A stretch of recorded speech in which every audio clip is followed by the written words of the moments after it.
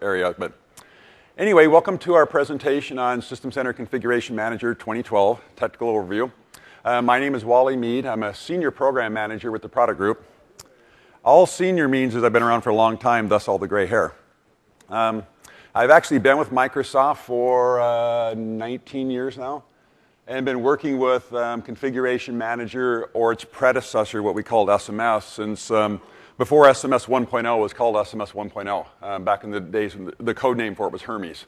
So if you ever heard that code name, I was around back those days. So what I do in today's environment with the product group is I do these type of events.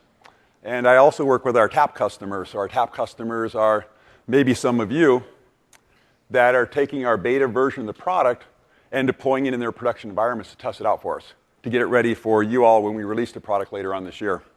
So I've been working with that for a while and now ready to get this product rolling for you. Hopefully you're having a great event so far, second day, and I did see a hint of sunshine outside as well, so hopefully it's going to get better for us. So what we want to talk about today is basically give you an overview of what the product looks like.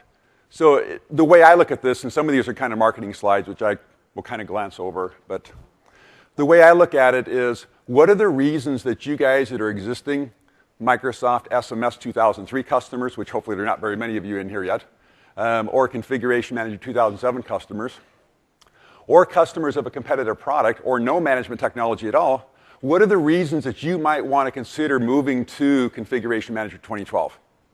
And some of the reasons we've designed the product the way we are, which I'll talk about in the upcoming slides, are around the current environment.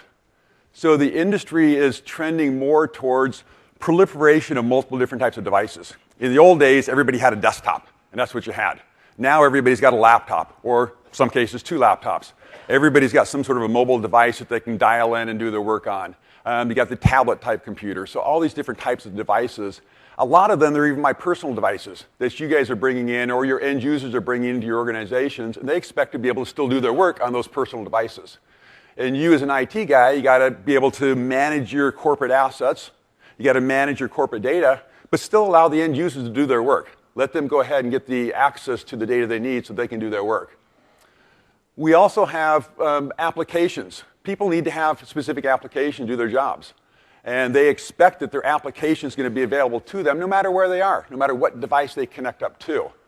And so they're expecting a lot of resources to be able to use their own personal devices and to be able to access all the same stuff as if they're on their corporate assigned laptop or desktop on other types of devices. So you guys, as the IT staff, have to go in there and try and manage that type of infrastructure and give them access to the corporate resources while still securing. So you have to enable your worker productivity. You have to be able to still protect your corporate assets and your data. And that's all the meantime, you have to be able to manage your operational costs. You can't go willy-nilly throwing in 18 different solutions to help support all these different type of devices people have and all the different types of applications they need access to. So because of the way, I think the marketing term now is consumerization of IT is going, we've architected this product, Configuration Manager 2012, or 2012 if you want to call it that, to help meet as many of those goals as possible, as many of those needs. If I happen to say Configuration Manager vNext, that was the code name for it before we officially named it 2012. If I happen to slip into saying it's SCCM, which we're not supposed to say because it's a trademark from some other company, but if I happen to say that, or V5, that's the internal build number of it is version 5. So anyway, so what this slide is setting the basis for the rest of the presentation. And sometimes when I do this in the user groups, I show this slide, and this is the only slide I show that I demo for an hour and a half. But because of this type of an audience, I'm going to do more of the slides. I'll try and get through them as quickly as I can to do more demos, but I do have 2 different laptops here with a bunch of different demos on them. But this is the one slide I'll show, and I'll use this as, here are the 3 what I call pillars. Pillars are areas of investment. These are the 3 big areas that our product group invested into the Configuration Manager 2012 product to give you, hopefully, the reasons why you would migrate from whatever platform you have today over to this one, or from a non-managed environment over to using this product. So the 3 different buckets or pillars are empowering users. So that's the pillar or the thing I talked about earlier where I'm an end user, I have applications that I have to use, I need to have access to that application no matter what type of device I'm sitting on. A desktop, a laptop, somebody else's laptop, sitting on a mobile device, whatever it is. I need to have access to my applications. In today's environment, and when I say today, I'm going to refer to Configuration Manager 2007. So in a Configuration Manager 2007 environment, we do a great job of deploying software to systems. So we do great at targeting software to computers. We don't do quite as well on targeting software to end users and preventing that end user from installing that application on 7 different systems when they log into 7 different systems. We don't really tie users to computers very well in the current product. We're doing that in the next release of the product. So what is today available for you guys in Beta 2 that you can download today and play around in your lab environments, you can now do that. One of the ways we do that is we give you the ability of associating users to computers. So we can say that Wally's primary device is this laptop right here, and only install an application if Wally's on his primary device. If Wally's on somebody else's computer, not his primary device, don't install that application. But I still need that application. I still need to do my work, and I'm borrowing somebody else's system. So in that environment, give me a virtual version of that application.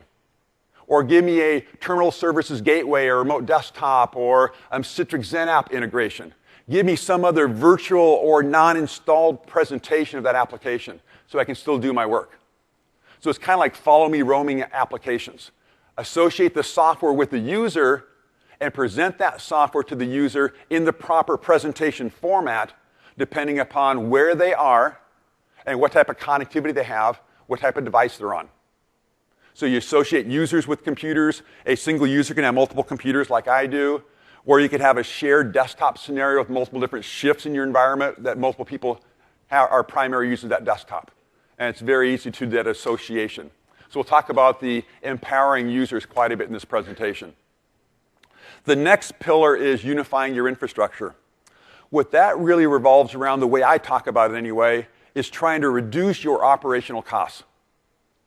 Today, again, today being Configuration Manager 2007, you may have environments where you have to have a separate site for your servers, a separate site for your desktops, because you can't trust your desktop guys not to deploy patches to your servers and reboot them in your non-server reboot hours.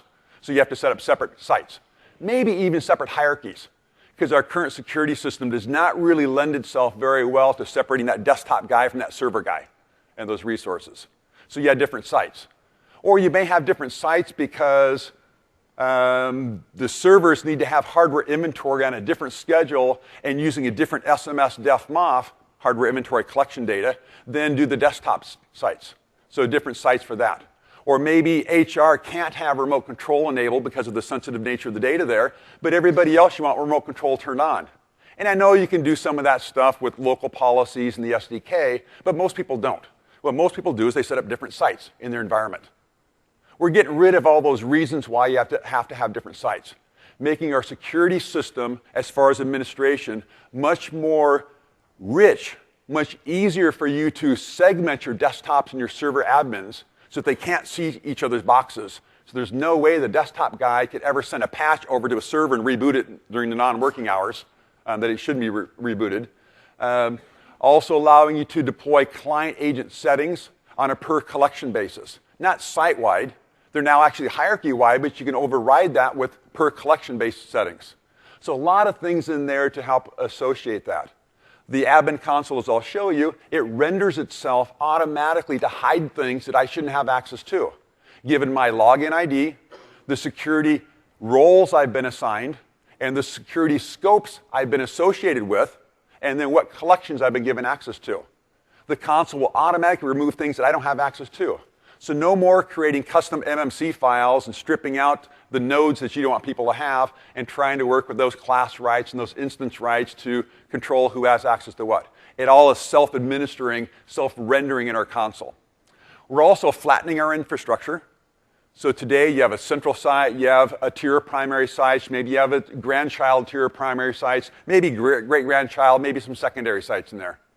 So it takes a long time for data from that very bottom site to flow all the way up to the central site. It takes a long time for that collection you create at your central site or that patch package you create to replicate all the way down to your grandchild, great-grandchild sites. We're flattening our hierarchy so you have one central site, one tier of primary sites. No more parent-child relationships between primary sites. One central site, one tier of primary, and if you want, a tier of secondary sites. But that's as deep as our hierarchy goes now. So much quicker data flow up and down the hierarchy.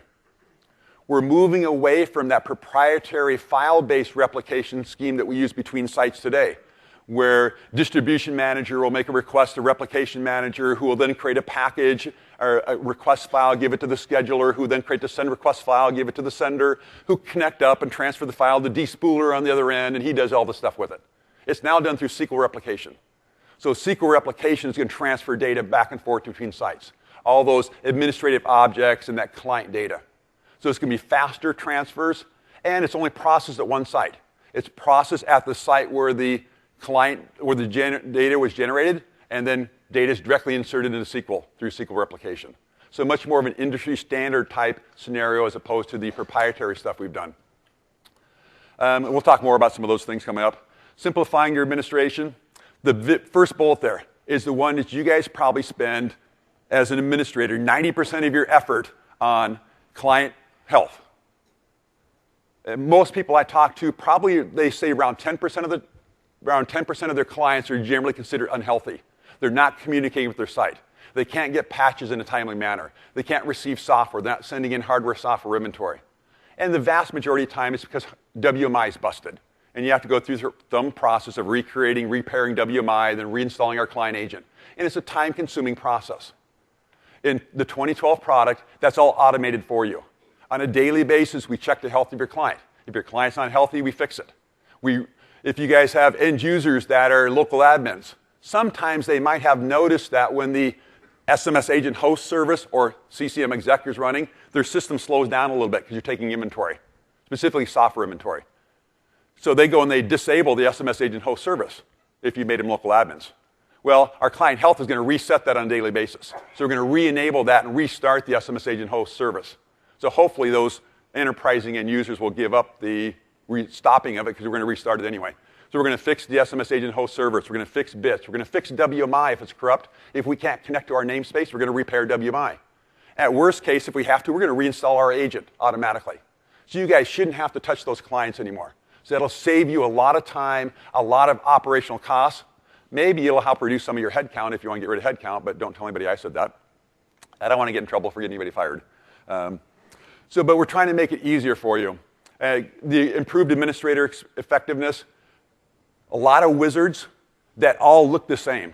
So there's not different flavors of wizards that you're running through. All the wizards pretty well look the same type of format, same close/finish buttons that you have, same effectiveness of the wizards to try and get consistency in the admin console. I already talked about the fact that it's self-rendering, getting rid of things that you don't need, that you shouldn't have access to. So a lot of those type of things. I talked about reducing infrastructure complexity. We're reducing the number of primary sites, number of secondary sites you have to have in your environment. And I'll talk a lot more about that in this afternoon's presentation, the one right after lunch. It's on deployment and infrastructure or something like that. I'll talk about reducing sites. So anyway, those are the three different buckets, the three high-level pillars on why you might consider Configuration Manager 2012. And now we'll jump into more details. So first we'll look at empowering your user productivity. You might have heard in other presentations, or if you've seen things up on the website, this bucket is generally referred to as user-centric software delivery. Again, that tying users and software together. So the first thing they start with is mobile device management.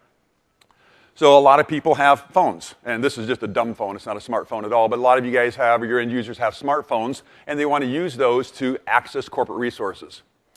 In the past, we've had SMS 2003, and we came out with this device management feature pack to add on and give you a little bit of capabilities.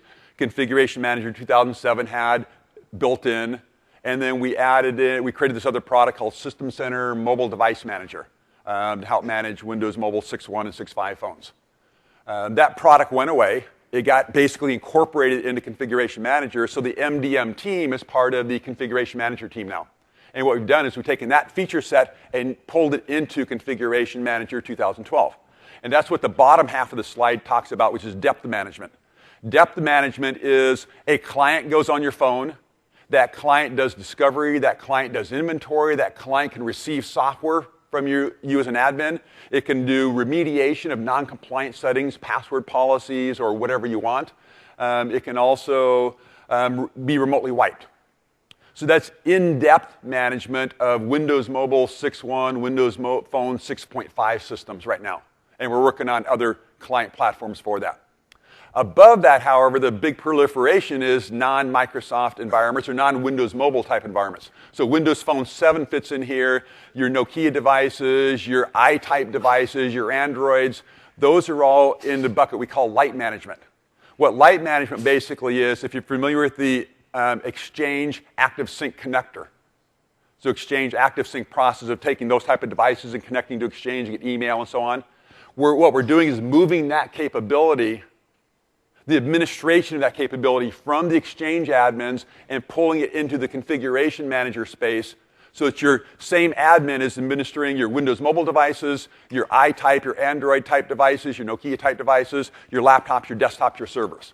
So a single admin console, single pane of glass is managing all your devices.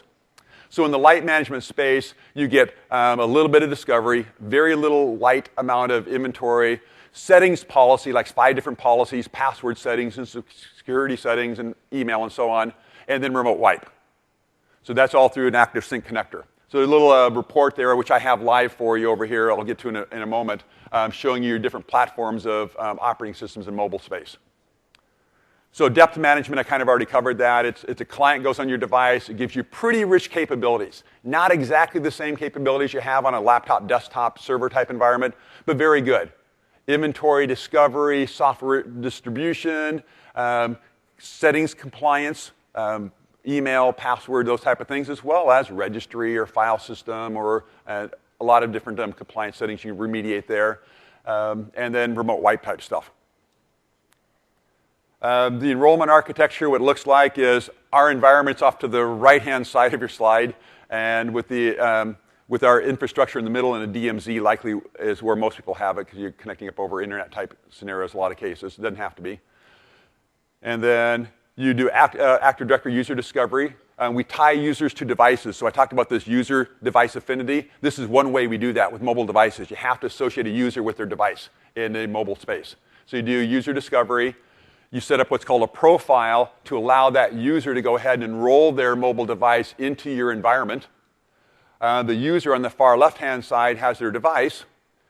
They go ahead and receive a client enrollment process from a URL. So they go to a URL that will enroll their device, which basically installs our client agent in the full management space. And then they go ahead and do whatever their discovery method is, find our resources, send in an email and password to associate that user with that device into our infrastructure. So our primary site now has done that UDA association, validated this user is valid to enroll that device in their infrastructure. So they get green check marks going all the way across. The end user then requests a certificate from the Microsoft CA. The certificate is then sent back down to that mobile device. Then the client knows through that certificate and name resolution stuff what the management point is that they're going to go talk to, the mobile device management point. They'll go talk to our mobile device management point, get our policies from our, I'm expecting one more click there. I guess we're only requesting policies. We don't provide policies, apparently.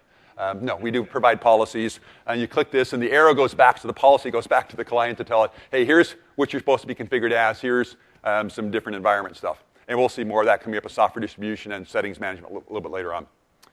In the light environment through Exchange ActiveSync connection, again, it's discovery, who synchronized with Exchange.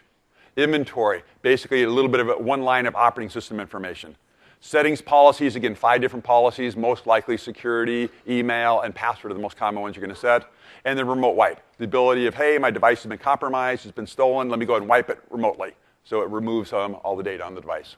Supports Exchange 2010 as well as hosted Exchange. So Exchange Online, Exchange 365. And I'll show you what that looks like here momentarily when I get to my first demo. So that architecture, primary site with your Exchange environment and Active Directory. You configured Exchange connector, which I'll show you here momentarily. That will go ahead and implement whatever policies you set in our configuration for the Exchange connector. By the way, this would overwrite those policies that are configured by your Exchange admin. So just like in today's environment, when you integrate WSUS as a software update point in our infrastructure, we take control of that WSUS box. We overwrite their settings. Same thing happens here. So if the Exchange admin has set a password policy, when the config manager sets that password policy, if they do, it's going to override what the Exchange admin has set. So basically, we're telling you, remove the management of your devices from the Exchange admin and give it to the config man admin, just like we tell you to do the same thing with WSUS and our patching technology. So you configure whatever those settings you want, and we tell you that they're configured by us as opposed to Exchange. The user has their device now. They go ahead and connect up to Exchange. That goes and retrieve the policies or the settings that were created and stored in Active Directory through the Exchange environment. Those policies get pushed down to that device. In this case, this policy was a mail for configuring email settings.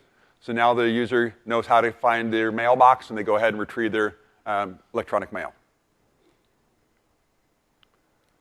And then the discovery information. Oops, I went one click too far. Our site server will go and connect up to the Exchange connector device, and it will go ahead and discover resources or basically create DDRs of the resources that have been synced with the Exchange server. And so we'll create those, and we'll add those into our database so that you'll have a listing of all the devices now. Can you roll out the certificate this way? Can you roll out the certificate this way? You have to have that certificate already out in your devices. Yes. Okay, so let me show you that real quick, and that is laptop D. Okay, so here's a demo environment. In this environment, we already have the Exchange connector set up. I'll just show you real quickly what the properties look like. So in this case, it's an internet or a hosted Exchange environment. It's not on-premise. So they're pointing to here, specifying the account that has administrative rights to that, either the local on-premise Exchange 2010 server or the hosted environment. And then you configure how often you want to do discovery. So go out and discover new resources that have synchronized with that Exchange server. It's Delta discovery, so only things that we haven't discovered before, very much like our Active Directory Delta discovery we have in R3 and in the ConfigMan 2012 product. It defaults to 240 minutes, so every 4 hours. In this demo, he set it to every 5 minutes, so that's not normal. And then you can also schedule, do you want to ignore mobile devices that haven't connected up to Exchange in X period of days? And the default there is 180 days, and they just configured this to say, just ignore them and keep everything in the database. They just want to have more mobile devices in the database. And then you can configure which settings you want to deploy through Configuration Manager. And you can see that they've only configured right now the password policy. The others are configured by Exchange. So once we create a policy as an admin, then it changes, say, configured by Configuration Manager. And in this case, they require a password that's 5 characters that locks the device after 15 minutes, and it's password complexity just a pin. So you configure whatever these you want for these 5 different devices. We push that to the Exchange box, Active Directory, and then when devices sync, they get the policy and they get enrolled and so on. Now, what the results of that are, they go into your database. So in your assets and compliance, we create a collection for you called all mobile devices. And in this environment, he has some large number of mobile devices already synced in. And these are all, I think, through the Exchange connector. I don't think any of them are through in-depth management. If we click here on device collections, it'll tell us our total number. Yeah, almost 14,000 devices have synchronized in through the Exchange ActiveSync connector. If you don't want to look in the database, or you don't want to look in the console, you can run a report, and that's kind of like a report that was in that one screenshot. So it shows you the number of devices you have by the appropriate operating system. And so the Windows Phone there would be Windows Phone 7 devices that they're light managed right now. There's no management stack in a Windows Phone 7 device today. And we're working with the Windows Phone team to get that in. We wanted it into the first release, but they said Windows Phone 7 is a consumer device. It's not an enterprise device. So it's not going to have management. So we get to do light management of our own phone. Yes. Yes. If I have to get offline, does it support an Exchange server in a different Active Directory site? So does it support an Exchange server in a different Active Directory site? We don't care about Active Directory sites.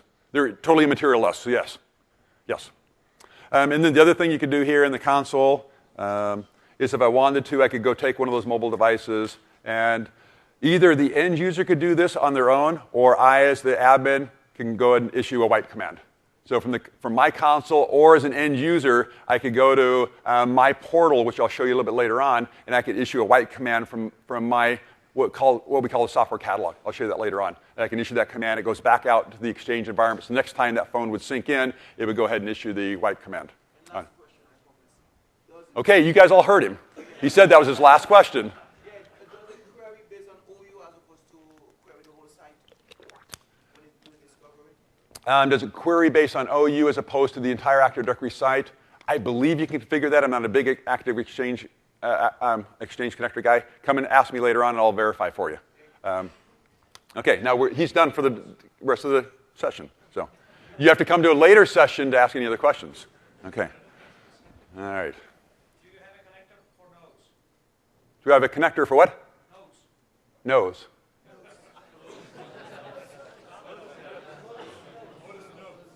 Lotus Notes? No. No, we don't have a... What is Lotus Notes? I'm a Microsoft guy, so... So basically, you're extending the features of native mode, is correct? We're extending the features of native mode. No. This has nothing to do with native mode. This has nothing to do with native mode. The light management has nothing to do with really our infrastructure. We're just connecting up to an Exchange box and doing everything through Exchange. Now, we still do have in-depth management, and in-depth management still does require what you know today as native mode. So it requires HTTPS-based site systems. But that's configured totally differently, and I think we talk about that in the infrastructure and deployment session later on today. Okay, so now I'm going to switch over to application model. The other area outside of the mobile device stuff we're doing is in the user-centric software deliveries, we're allowing you to tie users to applications. We're moving away from what you guys know today as packages and programs. So you guys know packages, programs, advertisements, and collections. We still do have packages and programs in the admin console for ConfigMan 2012. We generally expect you're not going to use them. We want you moving over to the application model. So all the stuff I'm going to talk about on this slide, plus I have a presentation, I think it's tomorrow right after lunch, on application management. It's all going to be on the application model, which is all the new cool stuff that we have that I'm going to talk about here. And hopefully you'll see the reasons why we want you guys moving away from packages and programs. We still have them. We still have them for ease of transition, because you guys know packages and programs. You don't know applications yet. It takes a while to get into this model. And also, as you're migrating, when you migrate over from a ConfigMan 2007 environment to a ConfigMan 2012, we migrate your packages and programs as packages and programs. With one exception, that's an AppV package. They get migrated differently. Okay, so an application is an object you're going to see in the admin console. It's got general information properties about the application, and it's broken up into different pieces of metadata. First is your administrator property, so you go create the application, and you define what your properties are about that application. And you can create folders. Almost all of the different areas in the admin console now have administrative folders, so you can create folders and dump your own stuff in there, keep your applications, your collections, your whatever, separate from everybody else. We have end-user metadata. End-user metadata is what's going to appear in the admin in the end-user web-based software catalog. So when an end user wants to go pick an application from the list and say install, they go to a website now to do that, and we provide end user metadata. So this is the stuff that you configure as the admin that will appear in the end user's web catalog so that they can very easily search, filter, and find the application they want to install. Then we have what we call deployment types. So as a high-level overview, what you guys know as a package is now called an application. What you guys know as a program, which is a command line that says do something with this, run this command line from this set of package source files, is now called a deployment type. A deployment type is some sort of an install or run type command. And on the far left-hand side, we show you 4 different deployment types. AppV, so you have virtual applications. So the scenario I said before, if Wally's not on his device, don't install the application, give him an AppV version of that application. So that's an AppV deployment type. Windows script. So you have your own batch files, your own custom scripts you want to run. Windows installer. If Wally is on his primary device, install that application so he always has it. So run an app or MSI-based, Windows installer-based deployment type. Windows mobile cab or Nokia file on the appropriate mobile device. Install the application, the appropriate method. A single application can have any number of these different deployment types. And what you guys do today is you advertise a program from a package to a collection. You don't do that anymore. Well, you can. But what we want you to do in the application model now is that you deploy an application to a collection. You don't deploy a deployment type. You deploy an application. And then our client determines which deployment type to run on that specific instance, that client that you're sitting at, depending upon the dependencies and the requirement rules that we'll talk about here next. So you deploy an application, and we figure out how to install or how to run it based on your deployment types. So detection method, is the application already installed? You don't care how that app got there. You said install Office 2010 on this computer. If I installed it from DVD, you don't care. It's there.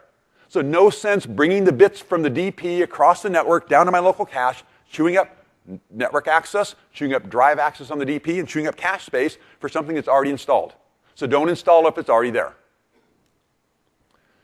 The command line, MSI exec /I office 2010.msi. So whatever your command line is to run this appropriate deployment type. So the appv command or whatever your script is or the cab file that you're going to run. And again, multiple of those in different deployment types. Requirement rules. Requirement rules are the intelligence around when should I run this deployment type. So what you guys do today is you create a complex set of collections. Those collections have very detailed rules on them. This computer, you fall into this collection if you have this much memory, this much disk space, your processor is at least 4 gigahertz, and you're in this OU, and you don't already have this application installed. If all those are true, then your computer falls in there and you get that, whatever the advertisement is to that collection. That all relies on hardware inventories generally, which hardware inventory can be out of date because you might do weekly hardware inventory, so a computer might be in the collection and be targeted with software when it shouldn't be. Or it might be out of date and it might not be in the collection to get software that it should just because the hardware inventory is out of date. It's also collection rules are run on the server. So it's very intense on your server as far as the processing. So it bogs down your server. Requirement rules are evaluated on the client. So no requirement for hardware inventory at all. The client looks at the policy and says, oh, I have to have this much memory. Do I have that? Yep, I have that much memory. I have to have, am I in this Active Directory organizational unit? Yep, I am. Do I have this type of processor? Yes, I do. Is this registry value set this value? Nope, I'm not. I fail. And so I don't even bother trying to download the content. Don't try and run the application because I don't meet the requirement rules. So I check all this stuff before I download anything across the wire other than the policy. So you create your complexity in the application now, not in your collections. So technically, you could assign every piece of software you have to the all systems collection, and then only the appropriate computers would install it based on the requirement rules you put here. Now, don't go back to your environments and say, Wally said to install all software, advertise all software to all systems. That was theoretically, you could do that. Some of you might only have 10 computers, so it works great. But most of us have more than 10 computers, so you don't want to use all systems. It would just stay. You don't have to spend all your lives now monitoring collections and building collections. You can now put that complexity in your applications and let them do all that work. Dependencies. Your application may have other dependencies. For example, an appv deployment type can't run unless the appv client's installed locally. So what I would do is I would create a dependent application on my appv deployment type of my application that says I have to have the appv client application installed. If not, then I can stay to either fail my deployment or I can stay to automatically install my dependent application, in this case the appv client. So this is kind of like the program dependency stuff we have today, or you guys use task sequences to install applications in specific software in specific order. We don't want you doing that anymore. Do it through all the application model now, so we handle this very well. And we have a UI that shows you what your requirement rules are. We have a UI that shows you what your dependencies are. What applications depend on other applications. So very easy to model this and work through it. Then lastly, supersedence. So you guys may have standardized an IE8. IE8's out, IE9's out now. So you want to easily supersede IE8 with IE9. So you have IE8 as an application. You have IE9 as an application. You just state IE9 MSI deployment type supersedes IE8 MSI deployment type. Now, anybody that's trying to install IE8 would get IE9 automatically, unless they have an application that has a dependency on IE8. If you have IE8 already, we can go ahead and upgrade you to IE9. So very, very simple way of doing supersedence and managing your application versions. So that's what an application looks like. You create those, and then you deploy your application to your target collection. But don't put all those requirement rules, your query-based rules on your collection complexity. Do that now in your application. So this slide, unfortunately, just talks about mobile devices, not necessarily standard what we call advanced clients. But anyway, so your admin creates your application. It's in our database. You distribute the content to DPs, which you've got a lot of new things we've done on DPs now. So we have a lot of new things. In this case, it's 3 different applications, looks like there. Or it's all the content for all the different MSIs, all the different deployment types. So all the different content goes to your distribution points. We have state-based distribution point groups that are intelligent now. A lot of cool things we'll talk about in some of the next presentation and tomorrow's presentation. You create your deployment. We no longer have advertisements. So advertisements go away. They're now called deployments. So we now have deployments. You create a deployment which targets the application to some collection. Your devices go ahead and pull the management point for policies. In this case, it shows a Nokia device as well as an in-depth managed device. So you get the policy from our management point. The policy then will go ahead and evaluate. They determine that they should run that application. They go ahead and download the appropriate content, the Windows Phone, mobile cab, or the Nokia content. They download the appropriate, and they run whatever the install command or the run command is. It doesn't necessarily have to install, but on a phone it would. But they run the appropriate command line inside that deployment type. And then they'll report back status, back to the infrastructure saying, yes, I successfully or I failed to run this deployment, and you get status in your admin console. You go ahead and do your reporting. So the personalized application experience, that's kind of what I was talking about before. Give me the proper version of the application depending upon where I'm at. So if I'm on a local device, that's my primary device, probably do an install of the application so I always have it. If I'm not, then give me one of the other 3 types depending upon the device I have. Terminal server type, Citrix type, or AppV type environment. Depends upon the device I've got, my user device affinity, what the requirement rules are in my applications, and so on, and the deployment types. This is a screenshot of the end user portal, or what we call the web-based software catalog. So this replaces run advertise programs. So no longer do users go to run advertise programs, look in that little thing, or go to control panel, add root programs, find the application there, software they want, click install. They now go to this. Over here is a list by category or by publisher. You can click on those to filter. You got a search bar up here. You can type in some keywords and search for the metadata that you've supplied. You got custom icons and information about the application. You got more specific metadata about the application down the very bottom. It's kind of like a media player type scenario, so you can go and switch to different pages if you have more than 1 page worth of applications. You only see applications that have been targeted to you as a user or user groups that you're a member of. You don't see everything in your environment, only what you have the capability of installing. You can, I don't think they have any of these. No, none on the screenshot. You can also require an application has to be approved before installation by an administrator. So that last column where it says require approval would say yes if an application requires it.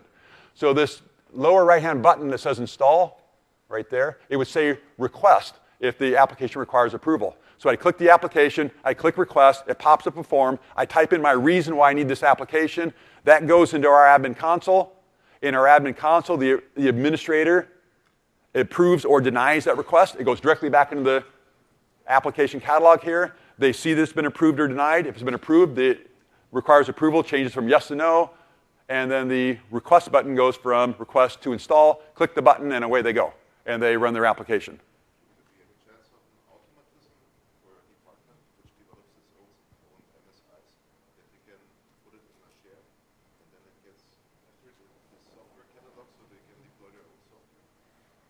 So the question is about doing your own custom software.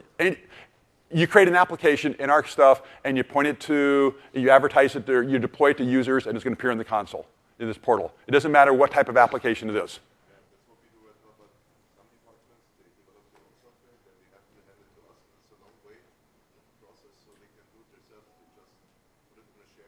No, so share won't work. We'll have to talk about this offline, so we don't take too much time. But it has to be an application in our code.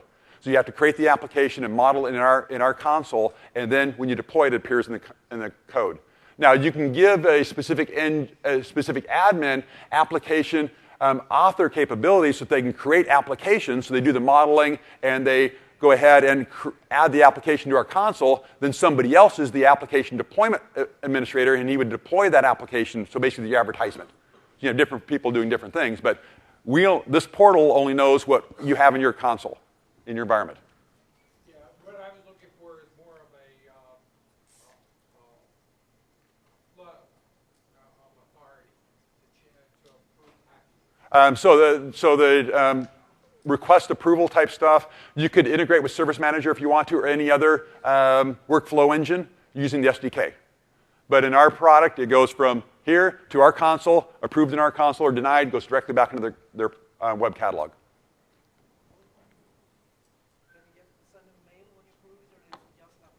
So the question is about sending mail. We don't built in. All we do is it goes back here. You could certainly use the SDK to enhance that. Okay, last question. I got to move on. So I only got 33 minutes left. Luckily, it's only me after lunch. And I think it's like a 2-hour lunch hour. So by the time we're done talking and answering our questions, you guys have about 35 minutes for lunch. And then get your backsides over to Alt-C, where my next presentation is.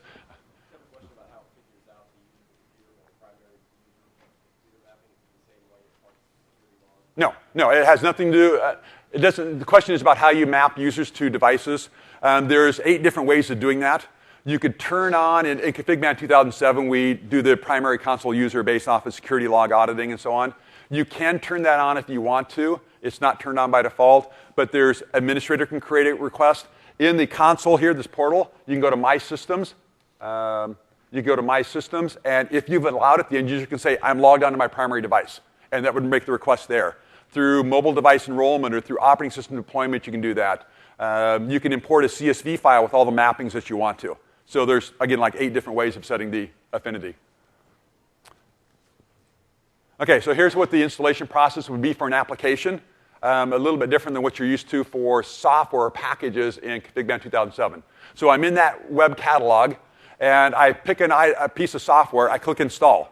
So I go to connect up to one of our new site system roles called the Application Catalog website. I connect to it. It's going to go ahead and check and see, get some information about my client.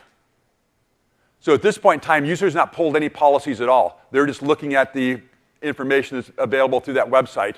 So we're going now when the user picks the application, it goes and checks the information about the client, sends that information up to the site server, and the site server then will build a policy on the fly that includes all the requirement rules, the dependencies, et cetera, about that application, and that will get sent back down to that end user.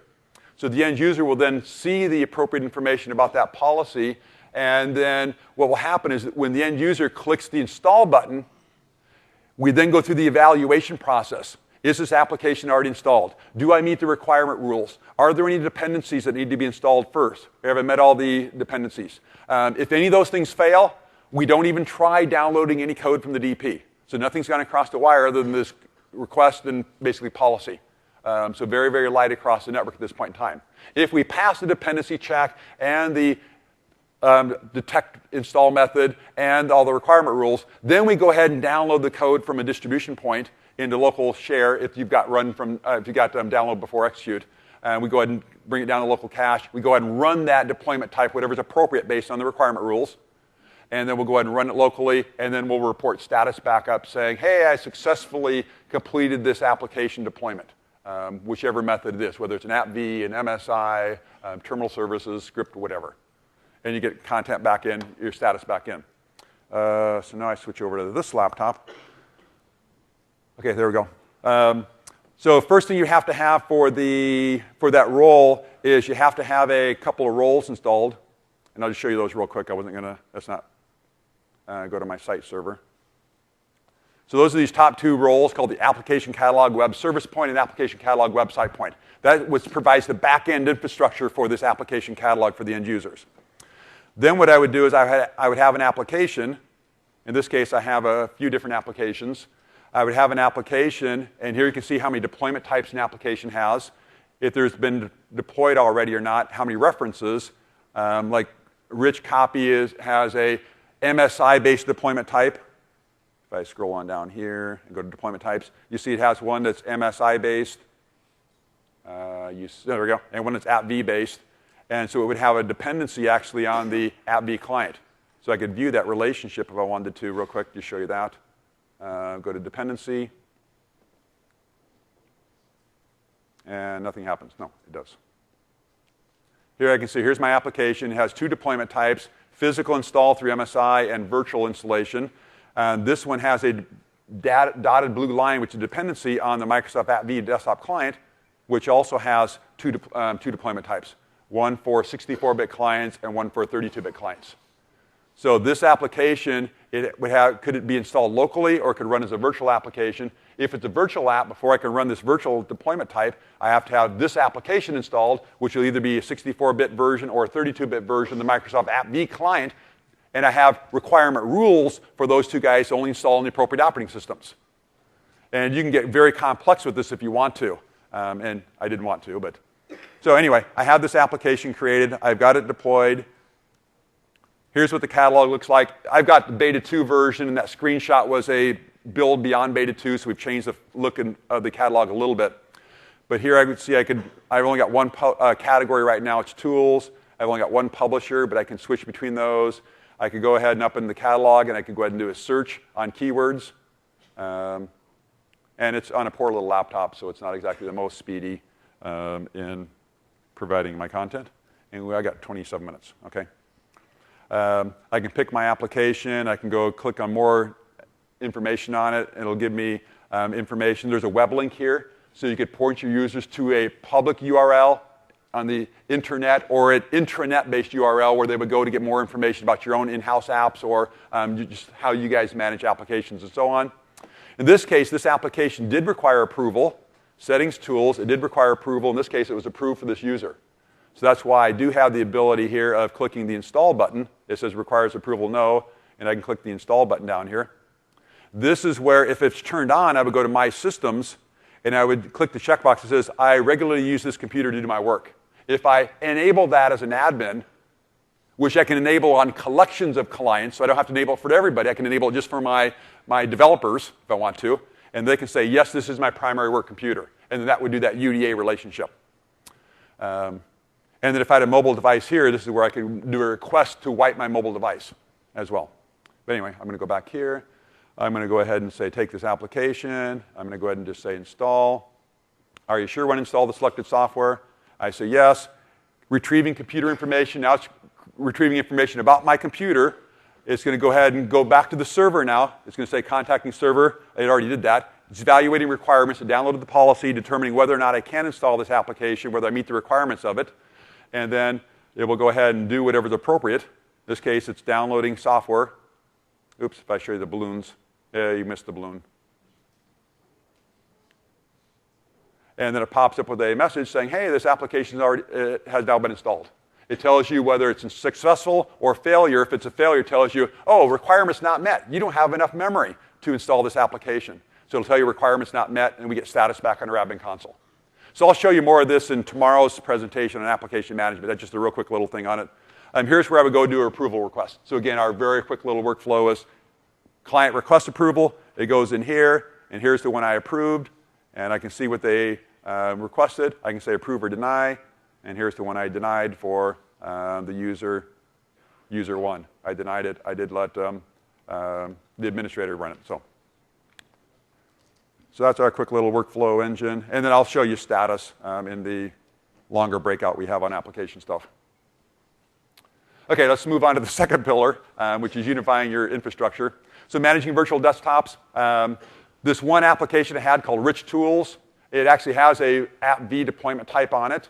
And I have rules in there that basically do that UDA relationship. If you're on your local box, run the MSI deployment type. If you're not on a primary device, then run the AppV deployment type. So we have that capability that requires the AppV client, which is part of MDOP. So you have that requirement if you want to integrate with virtual applications.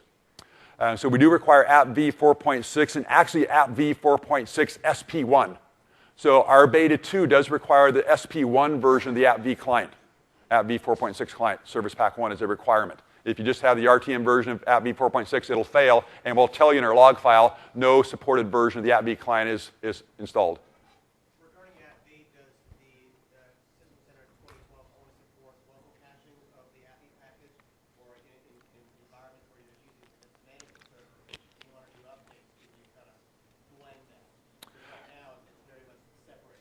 Yeah, it still is separate right now. We are working towards trying to get full parity with AppV standalone and ConfigMan 2012. So it's not all there, but we're working towards that. Instant icon gratification for unlock events. What that means is when an end user locks their computer and unlocks their computers, we pull user policies at that time. You don't have to wait for that hourly cycle or log off, log on. Those still happen, or I don't have to go on demand and force it. But on lock and unlock events, we now go ahead and pull policies as well. So much more quicker updating of policies so you're more closely. I log on, I'm there, I got my icons to do my work immediately. Integration with remote desktop services. We're working with the remote desktop services team to get a basically deployment type for remote desktop, as well as we're working with Citrix to do Citrix integration. VDI, so we're again working with remote desktop team as well as the Citrix team to go ahead and support those virtualized with VDI environments.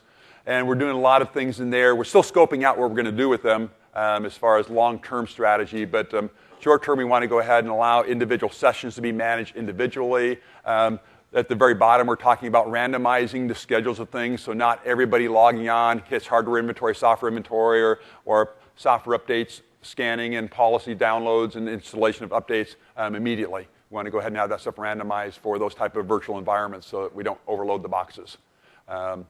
So we're still working on that, and those are expected to be in the product by the time we RTM the product later on this year. Settings management. So Configuration Manager 2007 has something called DCM, Desired Configuration Management. Whenever I talk about it in 2007, I always call it Desired Configuration Monitoring, because that's all it does. It only monitors desired configuration. It doesn't manage it. You can't reset things automatically. Now in our ConfigMan 2007 R3 add-on, we made it easier for you. We documented how to create collections based out of non-compliance so that you could advertise then software to put your boxes back into compliance. But what we've done in the ConfigMan 2012 environment is taken our DCM feature set and basically added what people call DCM set. We have DCM get right now, which is retrieving compliance. Now we can reset compliance. So what we've allowed now is remediation of non-compliant systems, provided that we can remediate via registry updates, WMI updates, or a custom script. If you can remediate by one of those, then we can remediate automatically for you. So basically, you create a configuration item, tell us what you're looking for, and if it's one of those type of environments, registry, WMI, or using a custom script, you can click a checkbox that says remediate non-compliant systems. You can tell us what the value should be, and then we'll go ahead and enforce that. If you turn that on in your baseline when you do your assignment or deployment of your baseline, you can say remediate any non-compliant systems. And then we'll go ahead and reset those for you automatically. So a lot of other things besides just remediation, but copy, very, very easy to copy one configuration item and give it a new name and then modify your settings, keeping all the rest of the settings you have. You can configure alerts. So in our console, you can have us generate alerts in the console. It doesn't page you, doesn't email you, doesn't buzz your chair to let you know something's wrong. It's just an admin console alert that shows you, hey, something's wrong because my compliance is not where it should be. And this is not just for settings management, but also for application management, for software updates, for operating system deployment, for client health, for migration, for database replication between sites. We have alerting throughout the entire product. But you can turn that on. In fact, I'll show you my demo here, an alert for that. A lot of reports, a lot of in-console monitoring to help you figure out what your reason for non-compliance is, and then how to manually remediate those if they're not turned on for immediate remediation. Version checking, so you can look at 2 different versions of a configuration item. You compare old version with current version to see what changes were made, and we highlight for you the changes between version 1 of a CI and the current version of the CI. So very easy now to see who made what change, and it worked yesterday, it doesn't work today, so John screwed things up when he reset this value. So you can very easily see that, and you can revert back to a previous revision. You can actually do the same thing in applications. So applications have revision history as well. So you can revert back to a previous version of an application. So it worked on Monday, it doesn't work on Tuesday. You can go back and revert back to Monday's revision of that application that you know worked.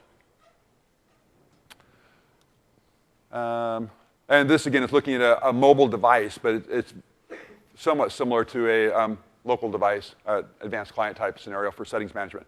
So you create your configuration item. You create your configuration baseline in the console. You assign that baseline to a collection. That creates policy. A mobile device, in this case, goes and retrieves policies. This case is an in-depth or a depth management device, so it's going through our device management point, retrieving the policy. We don't do the analysis of that policy on the client itself because the clients are fairly limited in how much memory and processors and stuff they have. So what we do is we do the analysis of that policy on the management point itself. So the client sends in its current configuration. We then do the analysis on the management point to determine whether that mobile device is compliant or not.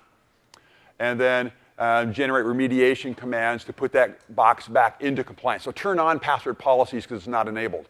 Reset a custom registry setting because it's not set the way your corporate standards are. So go ahead and push that remediation command down to that client so it does fall back within compliance. And then send it, oops, there's the apply your settings. And then go ahead and report your compliance that you are now a compliant system. And it will tell you which systems were non-compliant, which ones were compliant. If this is a real laptop, desktop type box, so a normal client, that analysis happens on the client. So the analysis happens on the client, not on the management point, because you obviously do have enough horsepower here to do that. That's what my demo will be doing here momentarily. Same type of thing for a Nokia device when we get the client for the Nokia going. Then we'll go ahead and do the management of that down through the Nokia, just like at the Windows mobile device that has full client on it. And apply the settings and generate your compliance report, and you're reported back in. So with that, oops, wrong one. I'm on C. Can I ask, you mentioned the alerting in the console. Is that part of configuration management? Yes. Is that, are we talking about operations? This has nothing to do with Operations Manager. This is right here. You go to, in this case, Assets and Compliance, and I click on Compliance Settings, and there I have an alert. I have an alert because in this case it says my baseline to standard corporate desktop to the Configuration Manager clients is 25%, which is below my threshold of 90. I said notify me, generate an alert if my compliance is not at least 90% after X date and time. In this case, I'm only 25% compliant, so it generates that alert.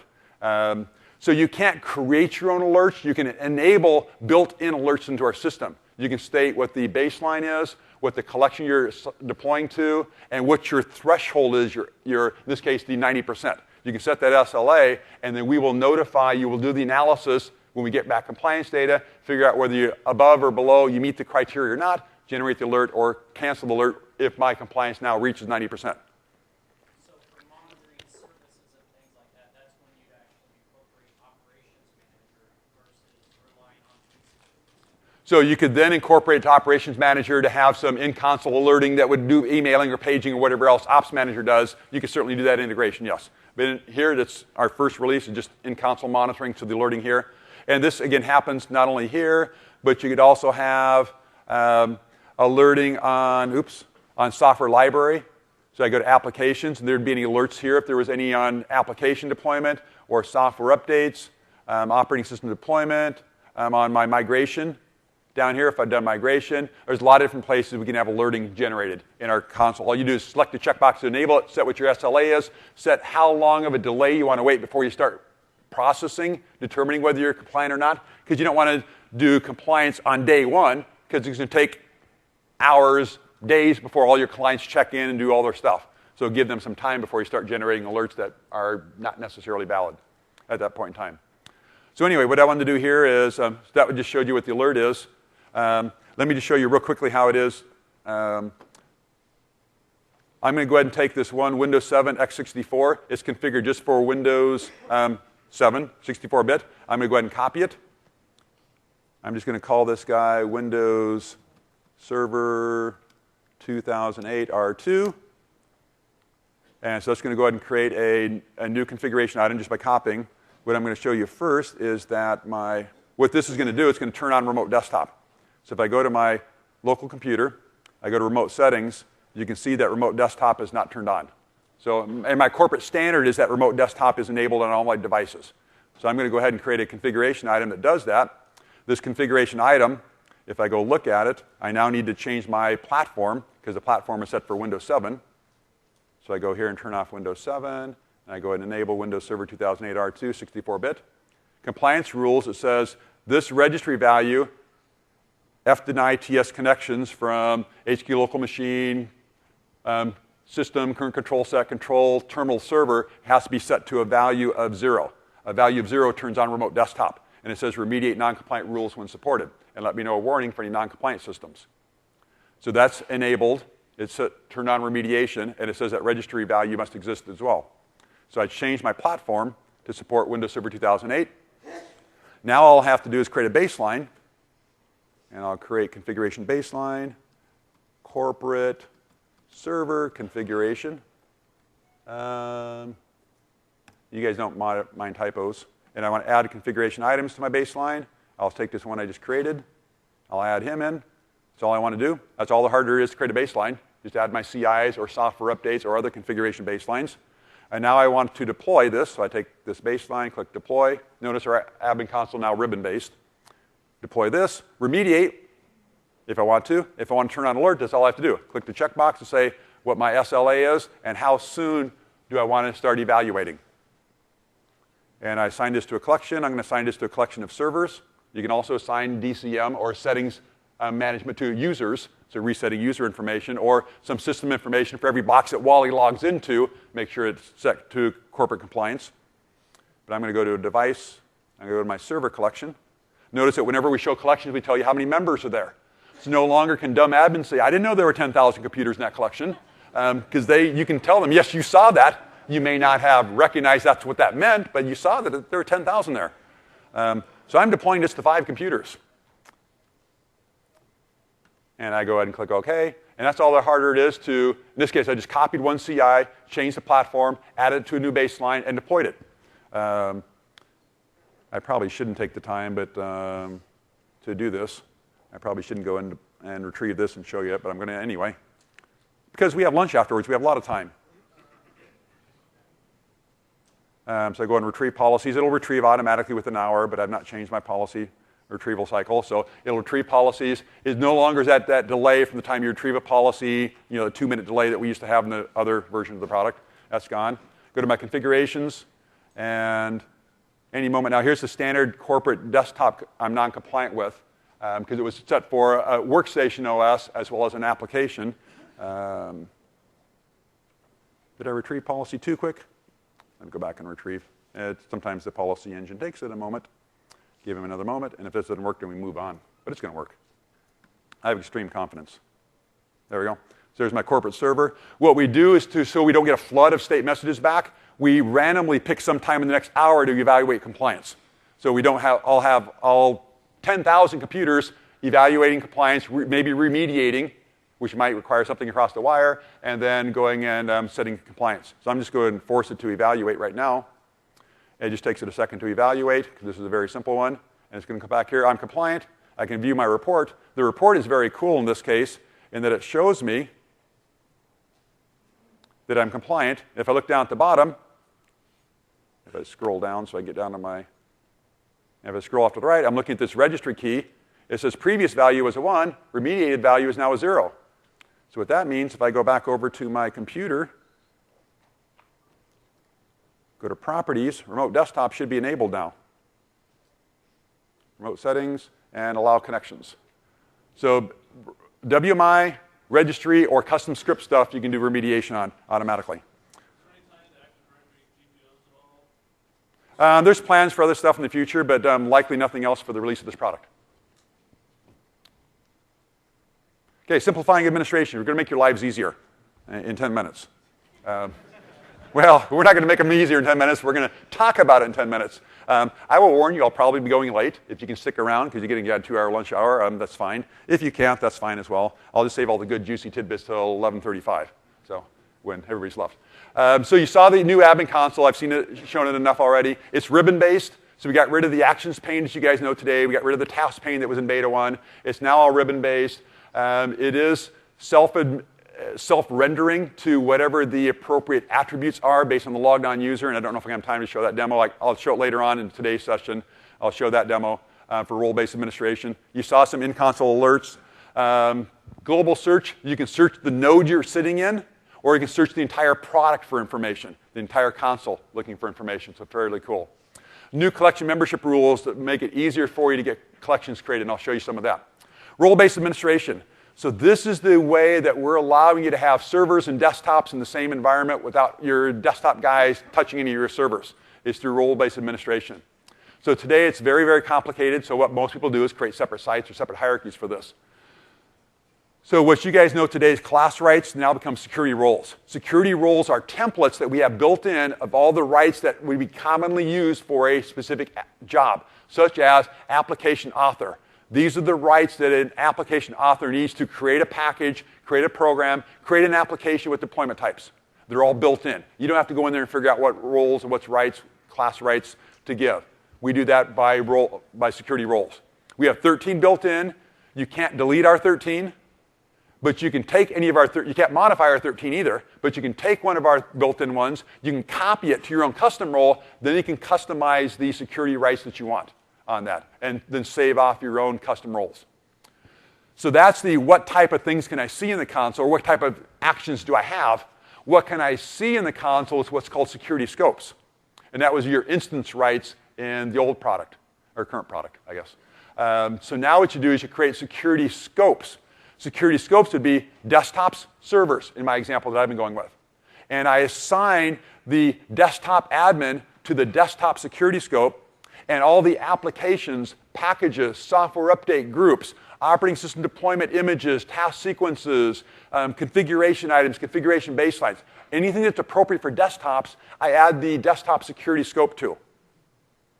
Then I create another user for server guys and give him the server security scope of servers and put the appropriate attributes there. When I log on as a desktop guy, I don't see any server stuff. When I log on as a server guy, I don't see any desktop stuff. And I only see those actions, those node items that are appropriate for this appropriate security roles I've been assigned to. And you can assign a single user more than one roles. And then where can I perform these actions on, and what to those objects I can see, is by your collections. And what we do now is we do collection limiting. So when you add an admin to the console, you have to designate which collection or collections this user has access to. And they can't see anything outside that collection or collections that you give them. If you give them the rights to create a new collection, they're automatically limited to the membership rules of the collection you gave them rights to. So they can't expand their scope. So I create a collection of all my desktops. I assign that desktop guy to that collection. If I give him rights to create a collection, he's creating a collection out of the desktops collection. He can't create a collection that includes servers. He can't see all systems. His limiting collection in his membership that he can work with is the collection I gave him, which is all desktops. So it's very, very easy for you to associate appropriate users with roles, with objects, and with target systems that they can administer through the new role-based system. Simplified hierarchical infrastructure. We're reducing the needs for primary sites and the needs for secondary sites. We're flattening the hierarchy again. One tier primary sites, that's it. You'd have a central administration site, which is your central site that you guys know today, but it's not a primary site. It's a special site. No management point, no distribution point. It cannot manage clients. You cannot have clients assigned to a central administration site. It's there for central administration and reporting only. You do all your client management at primary sites and secondary sites if you want secondary sites. We're reducing the need for secondary sites, however, because the primary reason that most people have secondary sites is to control that WAN link between these two locations for package replication. And so use the scheduler and sender to control when I can send content and how soon it gets down there, et cetera. So your primaries no longer have to have SQL Absolutely, we have to have SQL. We do everything in SQL replication. Yes. Secondary sites have to have SQL Server now too, because we're using SQL replication. However, secondary sites can use SQL Express, and we actually include SQL Express with our product. And when you install a new secondary site, we'll ask you, do you want us to deploy SQL Express for you? And we'll do an over-the-net install of SQL Express for you if you want. Or you can use full-fledged SQL Server. We don't care. But if the only reason you add secondary sites is because you want to do that content management over the WAN, you don't have to anymore because we moved that bandwidth throttling and scheduling capability to distribution points now. So DPs now are basically have senders on them. So you have the same capabilities between a site server and a DP as you have between a primary site and a child primary or to a secondary site. So we assume the reason you'd want secondary sites now, if you deploy them, is because you want to manage the client traffic up and down. In that case, we automatically deploy a management point for you at a secondary site. So here's a real quick list of the reasons why you might have primary sites. I'll talk more about that later on since I only got less than 4 minutes left. Secondary sites, again, we're primarily get rid of them. We do this nice view of your hierarchy now. We had that way back in SMS 1.2 or 2.0, then we got rid of it because we were in trouble with somebody else. Somebody else didn't like us having that in there because it was competing with their technology, so we got it back now. Very cool. It just shows you the link. It shows your hierarchy. You can hover over the link, and it will show you what your database replication link status is, whether it's active, up and down, and local replication as well. So very cool. I'll show you that later on today. Infrastructure changes, so device collections. Device collections or user collections, you can't mix them anymore. In today's product, you have a single collection that has users in it as well as systems. Can't do that anymore. You assign collections to users when you create the users, so that's their scope, their sandbox that they can play in. We have 4 different membership rules now, direct and query that you guys know today. We also have include and exclude. So when I create my all desktops collection, I did an exclude of all servers.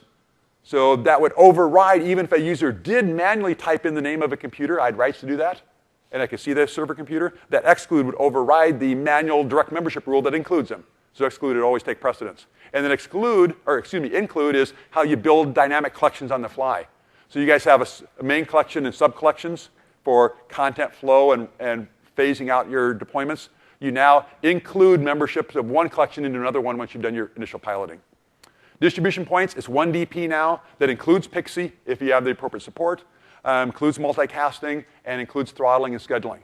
So there's no more Pixie service point at all anymore. We've gotten rid of branch DPs. So branch DPs go away because distribution points can go on workstations, just like AA can on servers. And you have better control of your throttling with the sender capability than you had with the branch DP and the little bit of bit stuff that we did. Distribution point groups are state-based, which means if I have 10 apps assigned to a DP group, I now add a new DP to that group, he gets all 10 apps automatically. So we remember what was there. You can have content validation on distribution points. I can state that every week, validate all my content and let me know if content's not valid. So my hash fails. It'll bubble up into our status, let us know that, hey, this package in this DP's faulty, and I can go ahead and redistribute the package. I'm not going to show you that because I'm out of time. So come back this afternoon, and I'll show you role-based security and hierarchy views. This is my next presentation as well. So this is going to be a double demo anyway. Boundaries in the last minute and a half. Boundaries, we still have boundaries. However, in ConfigMan 2012, boundaries do 0 for you by themselves. But you can still have IP subnet boundaries, AD site boundaries, IPv6, and IP address ranges. But now what you do is you create what's called boundary groups. Boundary groups are logical associations of boundaries that are used by clients for primarily 2 things. Site assignment. If I want to have clients automatically assigned to a site from discovery, I set my boundary group to assignment of a site for those boundaries. And then content lookup. So content lookup being, here's the distribution points the clients in this boundary group have access to. Also, it states on their MPs. We now allow you to have multiple management points per site outside of an NLB cluster. And clients will find the appropriate MP for them to use based on the boundary groups and content location. And what you can do now, since we still don't support overlapping boundaries for site assignment, you can have one boundary group that's for site assignment that's very limited in scope per site, and then a overlapping boundary group for content lookup, because you don't care where clients get the content from. If DPs are associated with 2 different type of sites, you don't care. In different boundaries. So you can have different boundary groups for site assignment versus content lookup. You can do AD forest discovery. So we have a new discovery method for Active Directory forest discovery that'll find your domains, it'll find your subnets, it'll find your IP AD sites built into the product. You just turn it on, and we'll do discovery process for you. And you can have it automatically create boundaries if you want to, or you can create them on your own. Okay, got a couple last slides, and I need to stop talking because they're flashing at me. Client health, I mentioned that we automatically do remediation now. So in the current product, we let you know when things aren't healthy, but you have to go fix it yourself. Now we fix things on our own. So we fix things on our own. I think I have a demo on that in this afternoon's presentation as well. But we're looking for clients checking in on a weekly basis by default, and then we'll go ahead and remediate if we can't talk to our agent, can't talk to WMI. If BITS is not running, we'll go ahead and remediate and fix those things for you automatically. And in console, alerting as well as reporting. And I'm going to skip that. Remote control. Control-Delete is back. So if you liked this back in SMS 2003 when you could do a Control-Delete sequence to a remote client you're connecting to, we took that away in ConfigMan 2007. We've got it back now in ConfigMan 2012 and more secure than it ever was in the past. So that's a cool thing that people really like. Migration. We got a separate topic on Thursday on migration. We're going to assist you with migrating your objects from your current environment to your new environment. Migration of clients from old to new. Minimizing your WAN impact, what basically means you can reuse content that's already on your distribution points without having to redistribute that. Reused your x64 hardware. Everything in ConfigMan 2012 is 64-bit based, with the exception of clients. And then lastly, assist with flattening your hierarchy, which means we're forcing you to do so. But in the migration process, you can map multiple primary sites into a single primary site now to migration objects over. Lastly is your system requirements. Basically, everything is 64-bit, with the exception of clients. We also do support 32-bit DPs on Windows Server 2003, because we know you guys have a ton of them. Then lastly, what can you do now to get ready? Flatten your hierarchy. So start working on flattening your hierarchy, get rid of those multiple tiers of primary sites. Plan for the latest OS, latest SQL Server, and everything 64-bit. So Windows Server 2008. SQL 2008 is required. If you play around with Beta 2, which is available on the Connect site to download, you have to use SQL 2008 SP1. Don't try SQL 2008 SP2. Don't try SQL 2008 R2. We won't work with them in the Beta 2. We will by the time we ship. But Beta 2 is SQL 2008 SP1 with cumulative update 10 or above. Look at branch cache if you want to. Move from web reporting to SQL reporting services. That's the only way we report. No more web reporting stuff that we have, the standard reporting point. That goes away. You can't migrate any collections that are mixing users and devices in a single definition. You have to have separate collections.